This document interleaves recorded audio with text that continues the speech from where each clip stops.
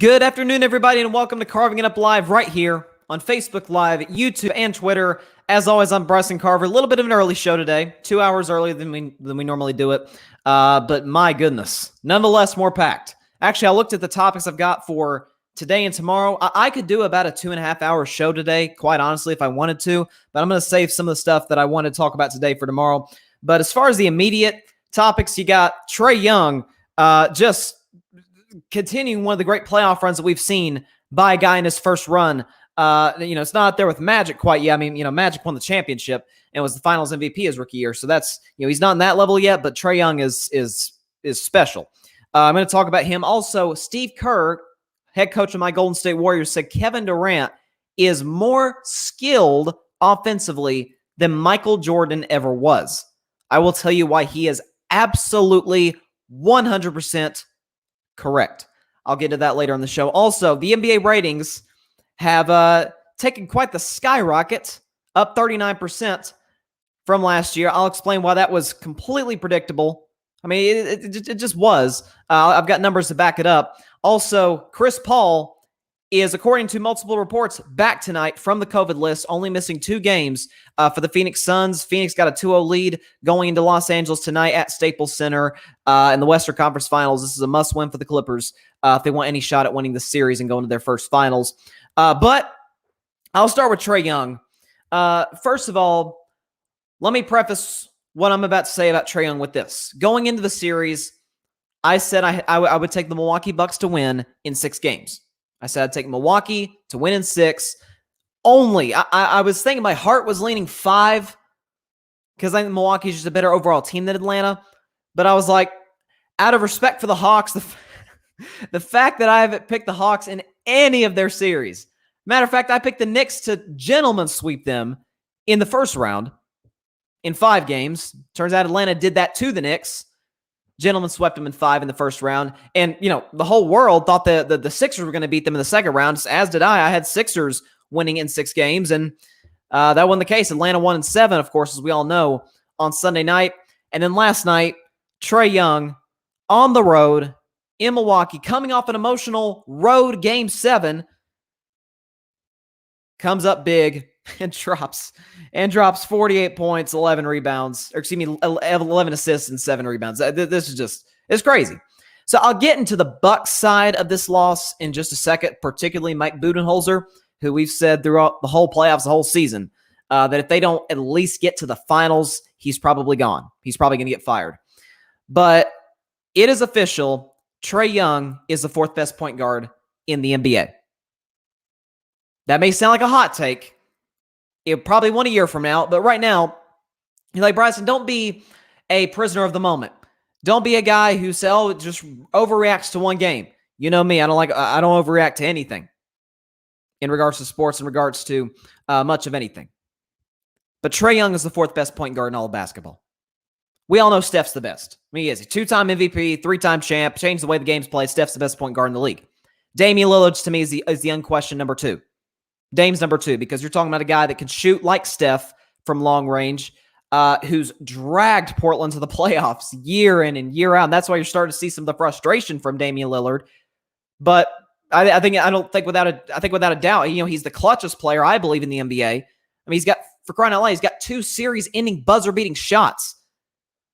Only, I think, Michael Jordan, the greatest ever. Of course, we're going to talk about Jordan later on the show in regards to him and Kevin Durant. But only Jordan has that same amount as Dame Lillard. Dame's number 2. Number 3, I got Chris Paul. Does he put up the numbers Steph or Dame does? Nope. But there might not be another player outside of LeBron and Steph that has more of an impact on winning. I could maybe even throw Jimmy Butler in there, to be fair. I mean, he's won everywhere he's been. But we're talking about a guy in Chris Paul who, when he goes somewhere, they're immediately better. And when he leaves, they're immediately significantly worse. When we talk about the Hornets, were bad when he left. The Clippers missed the playoffs after he left. The Rockets go from being the 1 seed and the best record in basketball to the 4th seed the year after. Okay? They were the 4th seed. They were the 4th seed against OKC. And, Chris Paul leaves the Thunder and they tank. They're the 3rd worst record in the West this year. And then he goes to Phoenix, who had missed the playoffs 11 straight years, and they're 2 wins away from the NBA Finals. Like, that's value. That is value on the part of Chris Paul. So I have Trae Young number 4. What about Kyrie Irving? Kyrie, as talented as he is, and he's as fun of a player to watch in the NBA. Anytime Kyrie's been the man, it's not great. It's not great. Do I have to remind everybody about his first 3 years in Cleveland? Remember, LeBron had left. This is before LeBron came back to Cleveland. Kyrie was the man. Number 1 pick out of Duke. They badly missed the playoffs all 3 years. Kyrie was putting up big numbers. He was making all-star games. Even won the all-star MVP in 2014. Didn't have any impact on winning. That's why I would say stats, as important as they are in judging how great a player is, they don't tell the whole story. They just don't. And so Kyrie, first 3 years in the league, he's the man. Misses the playoffs. So he's got LeBron for the next 3 years, and oh, what a shock. LeBron James, 10 finals appearances in his career. They go to 3 straight finals. And so Kyrie says, I'm tired of this LeBron James. I'm tired of him. I'm the man.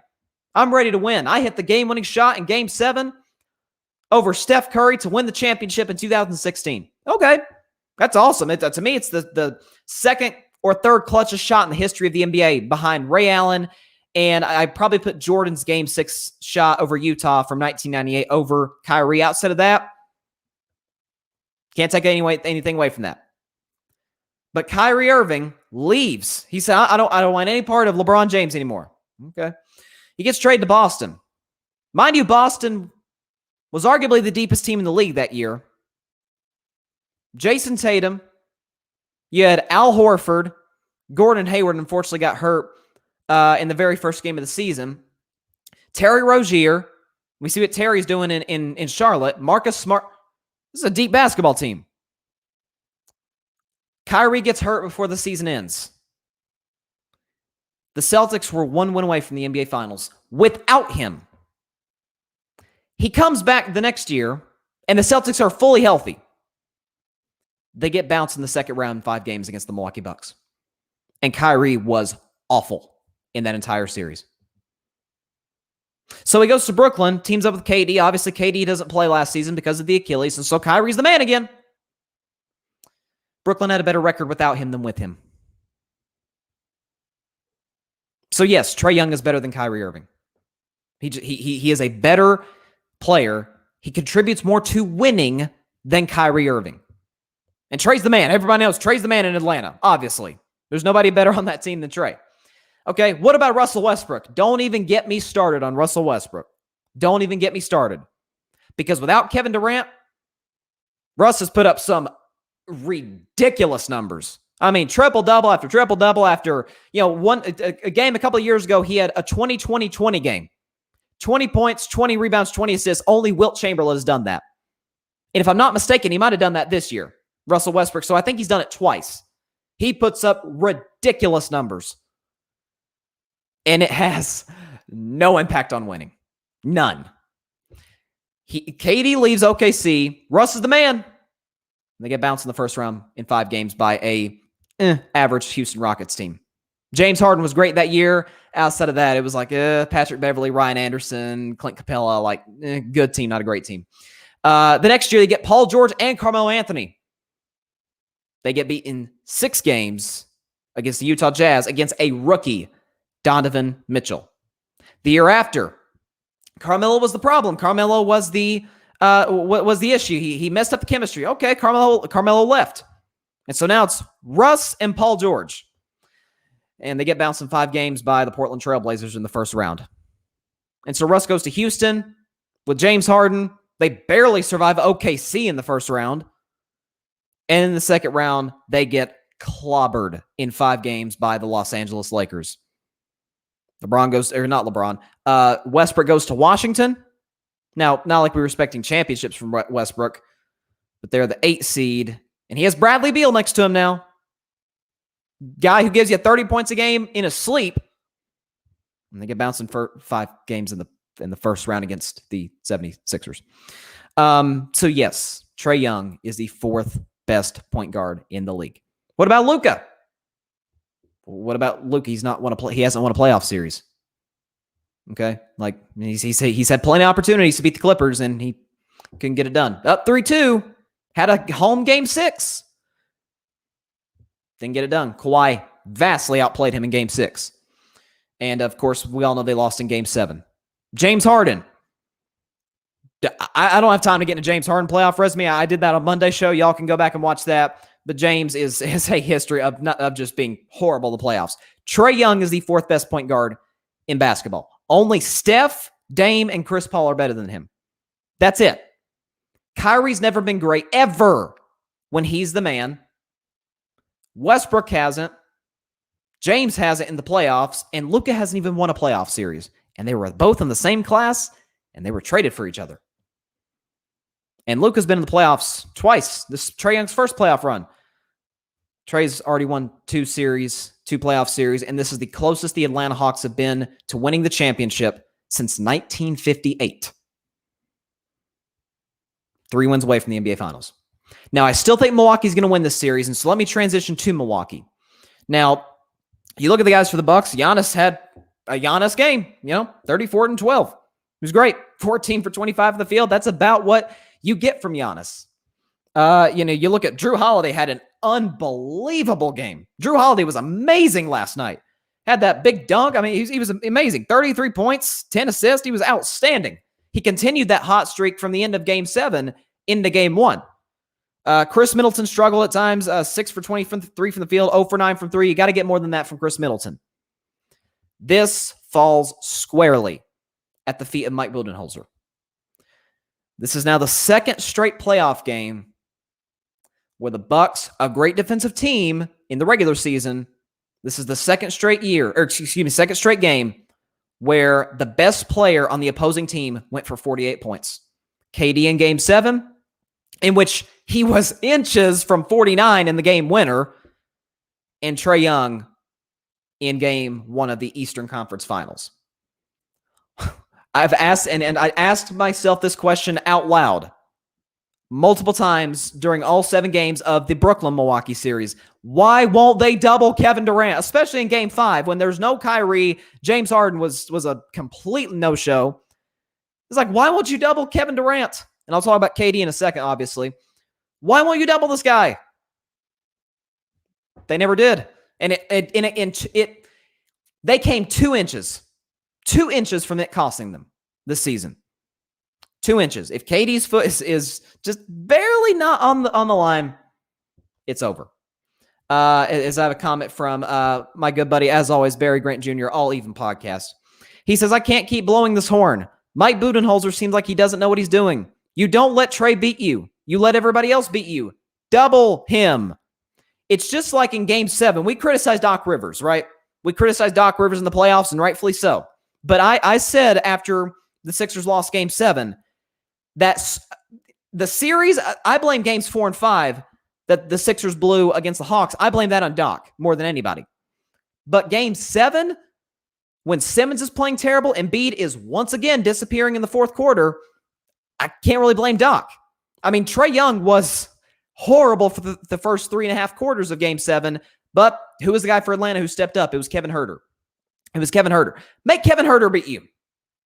If Kevin Huerter has 2 straight games where he's the best Atlanta Hawk on the floor, so be it.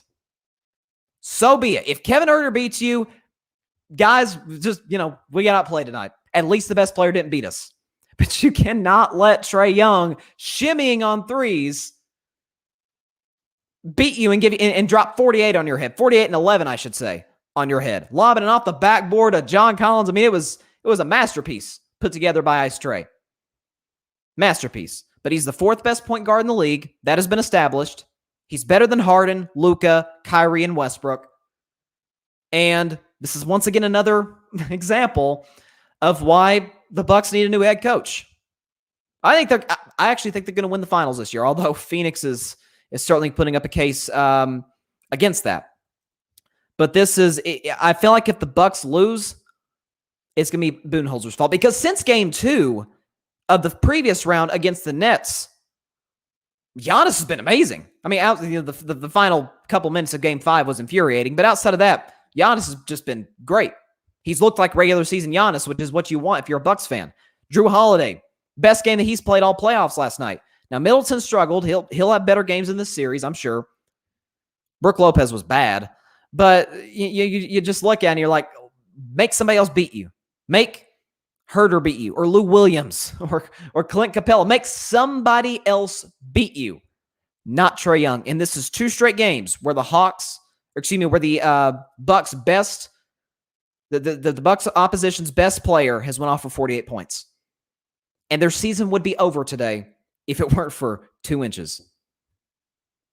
You got to make somebody else beat you. That's like, what did Belichick, what was he famous for years in the playoffs?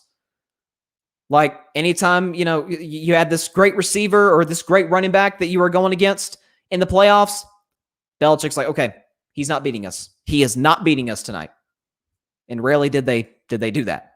Think about the AFC Championship game, and I'm a Brady over Belichick guy, obviously. I think Brady contributed to 80% of the success in New England. Belichick 20. But think about the AFC Championship game a few years back when New England was on the road in Kansas City. And you had, Pat Mahomes, who was the MVP that year. You got Tyreek Hill, fastest player in the league. You got Travis Kelce, best tight end of the league. You got Watkins and all these different guys. None of those guys beat New England. Obviously, New England won the game. But none of those guys made it difficult in New England. Tyreek Hill barely heard his name the entire night. Travis Kelce, same thing. And Patrick Mahomes was running for his life that game.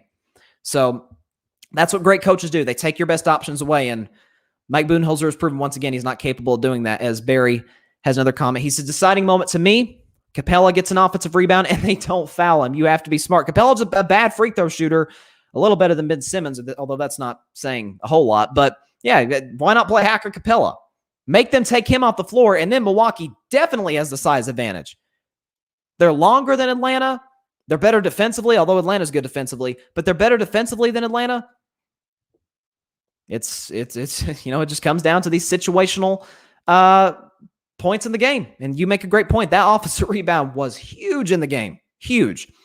And so credit the Atlanta Hawks, credit my man Trae Young. I wish I had a podcast back in 2018 because God's honest truth, I liked Trae Young more than Luka Doncic in that draft.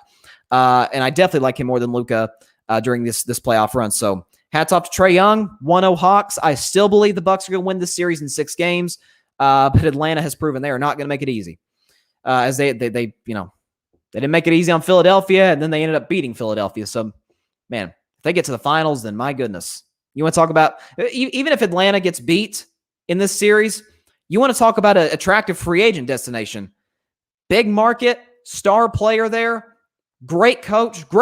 Nate McMillan, who's done a fantastic job. That's a great free agent destination. If you want to go, someplace that can pay you, they got plenty of money to spend in free agency. Although this isn't the greatest class, but next few years that's going to be the place to be. So let me talk about Steve Kerr for a second. Steve Kerr, head coach of my Golden State Warriors. Steve has been around the best of the best, coached some of the best, played with some of the best. For crying out loud, he was a part of 2 dynasties. He was part of the second half of the Bulls dynasty and the first half of, or at least the first era of the Spurs dynasty. Real quick, before we get into that, I have a comment here from, I hope I'm saying your name right, Apex Affairs.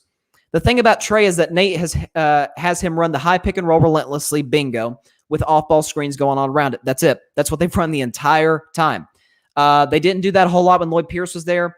Again, Atlanta has improved vastly defensively since McMillan took over. But you make a good point. That's what a lot of these teams are doing with these point guards now. High pick and roll, get a mismatch. That's what they did when Trae Young, did a little shimmy on the 3. That's exactly what they ran. They ran it the whole game. They've run it the entire playoffs, and no way to really stop it. So you make a great X's and O's point there, Apex Affairs. So back to Steve Kerr. Steve Kerr played with Michael Jordan, famously got punched in practice by Michael Jordan. And so he's Steve Kerr's one of those guys, like, he was good at just about everything he did in regards to the NBA. He's a good player. He's actually got the all-time record for 3-point shooting percentage. It's not Steph Curry, not not Dirk Nowitzki, not Kevin Durant, not Ray Allen, Reggie Miller. It's Steve Kerr. So you got to tip your cap off to him there. He had a very good playing career. He was a great broadcaster. I thought he was excellent with Marv Albert. Shout out to Marv Albert. Final playoff run as an announcer after a successful, very long successful career. Reggie Miller. And so, Steve Kerr was good in Phoenix as the general manager there. And he's obviously been very successful as the head coach of the Golden State Warriors. So he's seen a thing or two. And he was being interviewed by NBC Sports Bay Area, the local broadcasting TV affiliate of the Warriors. And they asked him about Kevin Durant and Michael Jordan. And Steve Kerr said, quote, "I think he's more gifted. I really do. That's saying something, but Kevin is a entirely different breed. He's how many times have I said this on this show? He's 6'11" with guard skills, unlimited three-point range, passing, shot blocking, his shot blocking at the rim. It's just stunning. Watching him this year was really, really gratifying to see. Now, obviously, Michael Jordan was the better overall player than Kevin Durant. Most, including myself, think he's the greatest ever. But offensive skill, KD's the best player ever. Just only on offensive skill. KD's the greatest offensive player ever. I've beat this drum on this show for a long time. And we saw it in the Milwaukee series. We've seen it in many playoff series before that. We've seen it in the 4 scoring titles that he's won. And the MVP that he won back in 2014, 2 finals MVPs. KD is the greatest offensive player ever. You can give me anybody. You say Wilt Chamberlain. Wilt Chamberlain was putting up like numbers that would be impossible in 2K, obviously. But let's be honest, the skill level in the NBA was not like it was now. Like, I think Wilt would still be great in plenty of eras, but the talent back then was not close to what it is now, obviously, or even what it was in the 90s with Michael Jordan or in the 2000s with Kobe Bryant. Like, give me, you can have Jordan, you can have Kobe, you can have Wilt, you can have LeBron, Karl Malone, Kareem. I'll take Kevin Durant. I hate to repeat what Steve Kerr just said, but this is what he said. I'll just compare him to Jordan. So obviously he's taller than Jordan, so there's an advantage. He handles the ball like a guard. I think he's a better ball handler than Jordan was. You're talking about a guy who's obviously a better three-point shooter than Michael Jordan was. You're talking about a guy who's a better free throw shooter. KD shoots 87% from the line. Jordan, 83%. Both great, but KD was better, or is better. You're talking about a guy who can score any way he wants. Gets to the rim, obviously, like I said, can knock down free throws. His fadeaway isn't as good as Jordan was. Jordan almost invented the fadeaway, it seems like. Kobe mirrored it. We've seen LeBron mirror it at times. Like, Jordan's the king of the fadeaway, but KD has it down. I mean, he could shoot over anybody. Jordan didn't have that. He couldn't shoot over anybody. I mean, I remember a playoff game a few years ago when AD was guarding Kevin Durant. Anthony Davis was guarding Kevin Durant pretty much the entire game, and KD was just shooting over him every time. And we're talking about Anthony Davis, 6'10", 7 foot long wingspan, and KD was shooting over him with ease. Like, nobody scores as easily as Kevin Durant. Nobody in the history of the game has made scoring the basketball look more easy than this guy. And so I completely agree with Steve Kerr. Now, is KD better than Jordan? No. I don't think anybody's better than Michael Jordan was. But as far as pure offensive talent, as far as just you cannot stop it, it's KD. PJ Tucker, the previous series, fought his guts out defending Kevin Durant. And obviously PJ's 6'5", not as quick, but he tried to make it as tough as he could on KD. He was beating him up, especially in Game 6 in Milwaukee. He was beating him up, playing physical defense, almost looked like 1990s defense at times, and it did not matter at all. It did not matter one iota. Like, I hate it when guys say, "Oh, this dude wouldn't have been good in this era." KD could play in any era in the history of the game of basketball. Because if you're 7 feet tall, can shoot over anybody, can shoot anywhere on the floor, knock down free throws, handle the ball better than most guards, you can't stop that. It's not fair. Like, obviously LeBron's the second best player ever. I think KD's the best player right now. but I would KD over any 2K player that I would use. Like I've scored probably the majority of my 2K points with KD, whether it's been at OKC or Golden State or now in Brooklyn. Like I always use KD in 2K. As Barry chimes in, he says most unfair matchup ever. Yep, KD has always been a freak of nature, no doubt about it. And we're starting to see it, and Steve Kerr kind of alluded to this, and we saw it at times in Golden State, and we saw it in the triple-double for sure in Game 5 against the Bucks. KD is a pretty solid passer. Like he gets other guys involved fairly well, not near to the level LeBron does, but it's like you said, it's unfair. If you had to build the perfect offensive player, KD would be that guy. Like Kareem, as great as Kareem was, obviously Kareem couldn't shoot. He had the sky hook, so it really didn't matter. But he couldn't shoot like KD. He obviously couldn't handle the ball like KD. So skilled offensively, I'll take Kevin Durant over any player in the history of the game. Jordan, Kobe, Kareem, LeBron, anybody. I'll take number 35. I guess number 7 now. I know more for number 35, but he's number 7 now. So let me shift now. Let me slow down with this one. So you remember how during the NBA Finals last year, Lakers Heat, there was this narrative going on that because the ratings for the NBA Finals last year were really bad. Like they were not good at all. Matter of fact, Game 6, the final game of the series, when the Lakers, clobbered the Heat in Game 6 and won the championship, the Seahawks-Vikings Sunday Night Football game got a higher rating than an NBA Finals game. And so there was this thing, the NBA is dying. The NBA is going into a downward spiral because they endorsed social justice. Or they got, which by the way, social justice is not getting political. It's not. It's human rights. It's equality. That's not political. But there was this thing, the NBA is dying because they endorse social justice. And that's why the ratings are down. That is just adorable. And absolutely false. I talked about it. You can go back, swear to you, you can go back to October on Carving It Up, talked about it on this show. And I warned everybody out there, warned the listeners and now viewers of the show, that there's going to be a narrative. Sports ratings are going to go down. They are going to. And there's going to be this thing, the sports has gotten too political. That is not the case at all. That is not why the ratings are down. Let's go back to 2016. 2016, the NFL ratings were pretty significantly down from the previous year, 2015. And a lot of people out there blamed it on Kaepernick. People blamed it on Kaepernick's protest. I'm not watching the NFL anymore, which is total BS. Everybody watches the NFL. But people blamed, it's Colin Kaepernick's protest, and obviously plenty of players joined him, and that's why the ratings are down. No, it's not. What was 2016? It was an election year.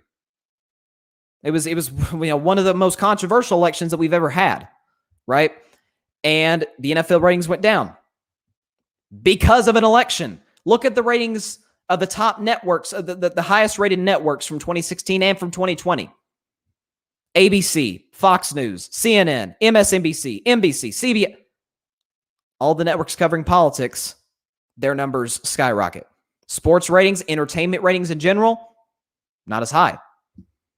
That year, after the election, 3 months after the election, was Super Bowl 51, most notable for the fact that Tom Brady came back from 28-3 down to the Atlanta Falcons. Highest rated Super Bowl ever. Highest rated Super Bowl ever. So we go to 2020. By the way, let's go back to 2012 briefly. Colin Kaepernick was more known for leading the 49ers to the Super Bowl. He was in the midst of a Super Bowl run with the 49ers that year, taking over for Alex Smith. There was no anthem protest. There was no, athletes were not getting as they weren't talking as much about social justice. The ratings still went down because it was an election. So 2020, NFL ratings went down. NBA ratings really went down because of an election. Also add to it that we had this little thing, maybe you've heard of it, called COVID, where we were all just plugged in. What's the latest on this disease, this virus? Because obviously at the time there was not a vaccine. we were trying to get the latest news on this horrible thing. Whether it was, the number of deaths or cases, or what's the latest on this virus? What are the experts saying about it? And by the way, what's going on with this little thing called the election? Of course, sports ratings were going to go down. And so the narrative, the NBA is dying. Playoff ratings are up 39% from last year. Matter of fact, the ratings are the highest since 2003. Almost 20 years, the NBA ratings have not been this high. And players are just as outspoken as ever about social justice. And the ratings are still going up. Don't believe the false narratives that you hear. It's going to happen. I'm just going to go ahead and predict it in 2021. It's going to happen again in 2024. It's going to happen again in 2024. Sports ratings are going to go down, and some people out there will find another excuse. In 2016, Kaepernick was the excuse. This year, it was the NBA endorsing social justice. The ratings will still go back up. It's common sense. And so it didn't shock me when I saw, and this is, by the way, according to the NBA's PR. So these people, work for the National Basketball Association. I think they know what they're talking about. If you give somebody something entertaining to watch, and I'm about to talk about this Phoenix Clippers series in just a second, but if you give somebody something entertaining to watch, who won't watch? Yeah, are you kidding me? Who wouldn't want to watch Tom Brady in Tampa Bay against the young kid, some people call him the baby goat, Patrick Mahomes, defending champion Chiefs, Buccaneers? Tom Brady might win a Super Bowl in his first year out of New England. People are going to watch, I promise you. And in the NBA this year, you got this fun Phoenix team that hasn't been to the playoffs in over a decade. They've never won a championship. The Hawks haven't won a championship since Dwight Eisenhower was our president. The Bucks haven't won a championship since the 70s. Over 50. I think it actually has been exactly 50 years since the Bucks have won a championship. And the Clippers have not even been to a Western Conference Finals until this year. That's a lot of storylines, and you add to the fact Chris Paul, COVID issue, Trae Young, rising star, Giannis, two-time MVP, finally showing up at the playoffs. Paul George, although he did not finish game 2 very well, he's had his good moments in the playoffs for the first time in a long time. Obviously, I'm going to watch. Any sports fan out there is going to watch. Any casual fan out there is going to watch. Up 39%, and the ratings are the highest since 2003. Just saying. So let me talk about this Western Conference Finals. Crazy. So Chris Paul is out for the first 2 games. And by the way, according to reports, he's back tonight out of COVID protocols, which is obviously great. I feel like the Phoenix Suns were really going to be in trouble if he, God forbid, miss the entire series. But by all accounts, he'll be back tonight on the floor in Los Angeles to play the Clippers. How cool would that be for Chris Paul to eliminate the team that thought he was the problem? Now, obviously, Doc isn't there anymore. Blake Griffin, DeAndre Jordan, they're not there anymore. It's not the Lob City team of old, obviously. But I just think that'd be really cool, because for years people blamed Chris Paul for the Clippers' struggles in the playoffs, and it's like no, he's not. But this has been a wild series. Obviously, game 1 goes down the wire. Devin Booker, 40-point triple-double. I believe it was the first triple-double in Suns playoff history, at least since 2006 with Steve Nash. And then game 2. Here's the sequence. The Clippers, I've got a lot to say about game 2, because obviously that was Tuesday night. Game 3's tonight, so I'll go ahead and talk about game 2. So in the last, a little under 3 minutes left, the Clippers are down 6. Paul George hits a 3. And then they come back down, the Clippers do. They're still down 3. Paul George with the shot, 1-point game. He hits another shot, or actually hits a layup, and the Clippers are up 1. Devin Booker comes back, hits a jumper. Suns up 1. Paul George comes back, hits another jumper. Clippers up 1. They come back. Patrick Beverley pokes it off of Devin Booker. And yes, that was off of Devin Booker. I don't want to hear about, it's technically, I guess if it is poked off of, if a guy pokes out of bounds, it's always going to be off the offensive player. Was it off of Booker's hand or not? It was? Okay, that's Clippers ball.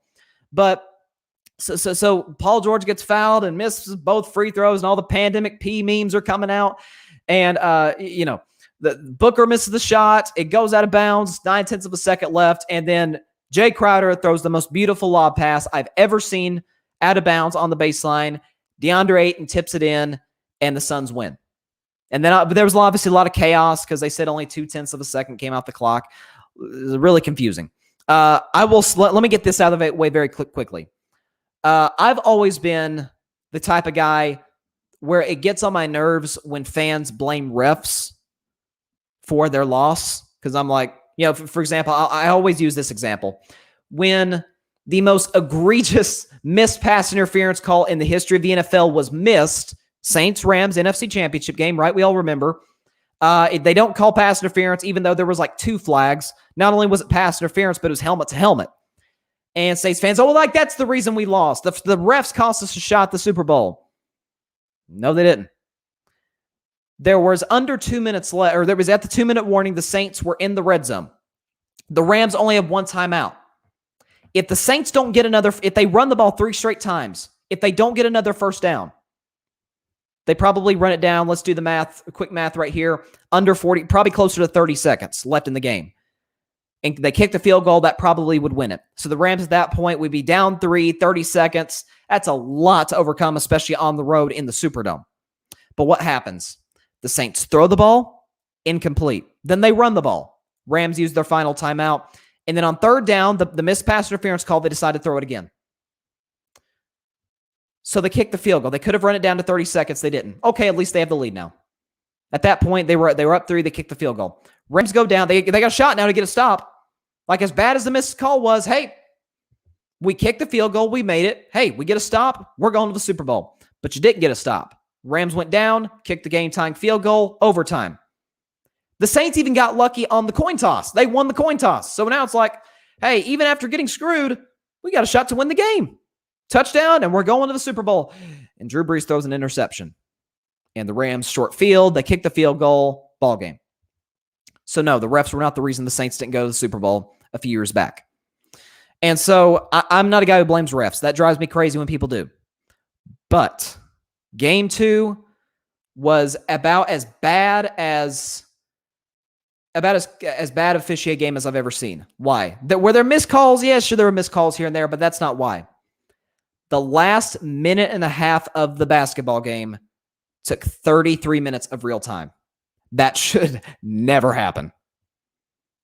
This game didn't go to overtime. The last minute 30 of the 4th quarter of the basketball game took 33 minutes of real time because of all the reviews. To me, here's the fix to not having all these ridiculous reviews.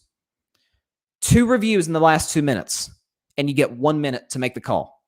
If you think something is worthy of being reviewed, going over to the monitor, seeing what's up, seeing if the ball was out of bounds off somebody or whatever they want to look at, you get 2 reviews in the 4th quarter, in the last 2 minutes of the game, and you get 1 minute to make the call.